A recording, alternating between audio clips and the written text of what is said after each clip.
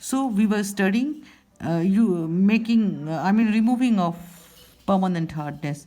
So we can remove by using ion exchange method, and one of the methods uses zeolite. Zeolite is an inorganic ion exchanger. Inorganic zeolite का formula है, chemical composition है Na2Al2 Si2O8 XH2O. This is zeolite, sodium aluminosilicate. Sodium aluminosilicate. ये जो zeolite है इसको हम short में Na2Z भी लिखते हैं. Z stands for full this thing. This is Z, Na2Z. Sodium zeolite भी कह सकते हैं. तो हम क्या करते हैं, इसका ट्रेड नेम है, कमर्शियल नेम है परम्यूटिट. जियोलाइट जो हम यूज़ करते हैं for removing hardness of water, इसका ट्रेड नेम है परम्यूटिट. तो परम्यूटिट क्या है? परम्यूटिट को हम क्या करते हैं, एक बड़े टैंक में जिसमें नीचे सैंड का एक लेयर होता है, उसके ऊपर जियोलाइट को हम लूजली पैक्ड जियोलाइट को हम यहाँ रख देते हैं, लूजली पैक्ड. अब इसमें से हम नीचे से वाटर, हार्ड वाटर को पास कराते हैं, और यहाँ से फिर इसका निकलने का होता है, एग्ज़िट होता है. यहाँ से हम हार्ड वाटर को ऐड करते हैं नीचे से. ऊपर से जो वाटर जो है यहाँ से जैसे जैसे हार्ड वाटर का इसका लेवल ऊपर चला जाएगा, ये जियोलाइट से रिएक्ट करेगा, फाइनली यहाँ पर निकल जाएगा.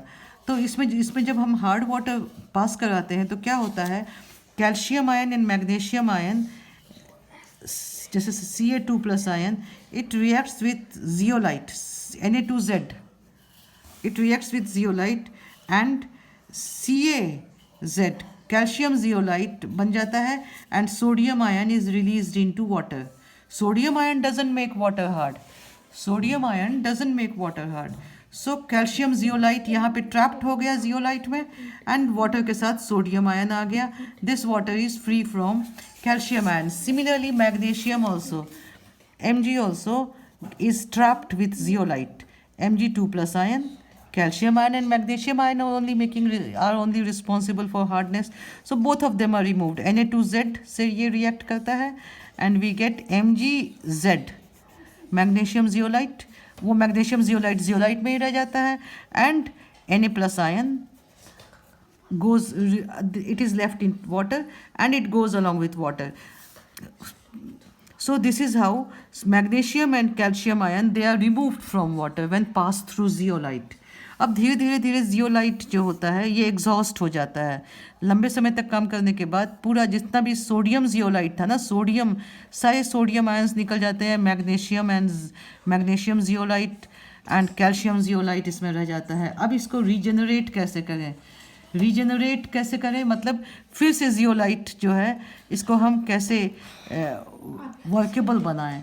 इसको वर्केबल बनाने के लिए इसमें हम we add 10% NaCl, sodium chloride solution.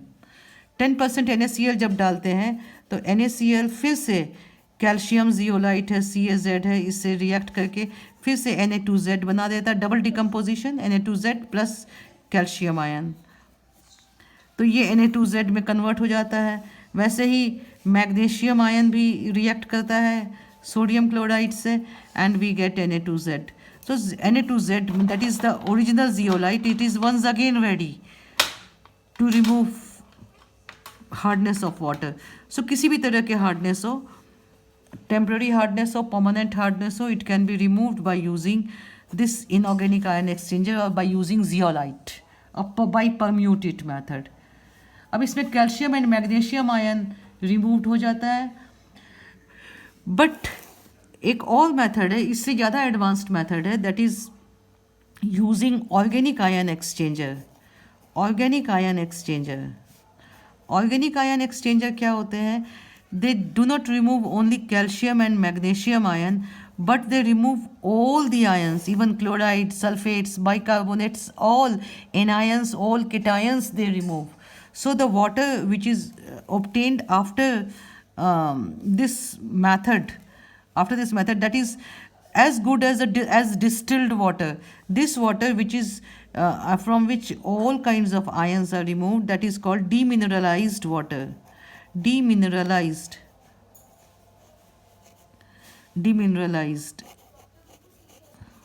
water. Demineralized water, this water is as good as distilled water. तो ऑर्गेनिक आयन एक्सचेंजर्स हम यूज़ करते हैं. ऑर्गेनिक आयन एक्सचेंजर्स में हम दो तरह के एक्सचेंजर्स यूज़ करते हैं. एक है कैटायन एक्सचेंजर. कैटायन एक्सचेंजर दो टैंक अलग अलग हम यूज़ करते हैं. एक कैटायन एक्सचेंजर होता है जो मैग्नीशियम एंड कैल्शियम आयन को रिमूव करता है, और दूसरा होता है एनायन एक्सचेंजर.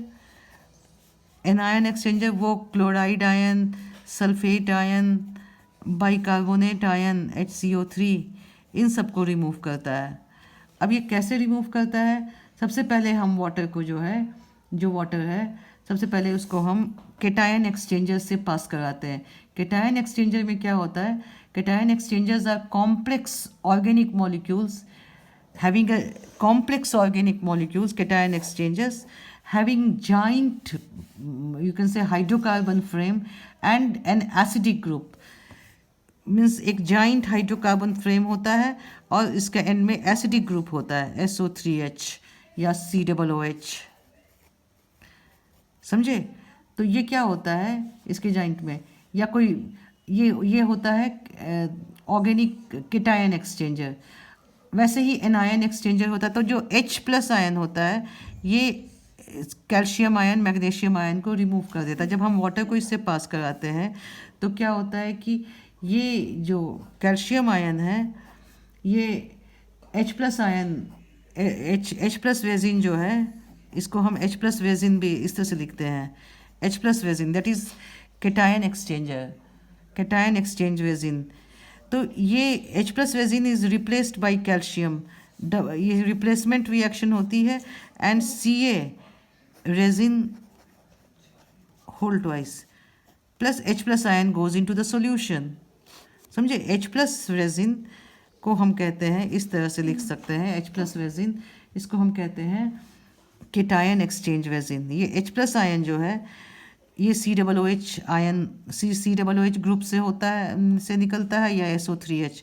तो जब हम वाटर को पास कराते हैं तो calcium ion combines with H+ ion and calcium takes the place of H+ ion, means it is a displacement reaction taking place. H+ ion goes in place of calcium ion and calcium ion is trapped by resin. We get calcium divalent है इसीलिए calcium resin whole twice लिखा है मैंने. ये बन जाता है H+ ion goes into the solution. अब इस वाटर को हम दूसरे टैंक से हम भेजते हैं which is anion exchange resin.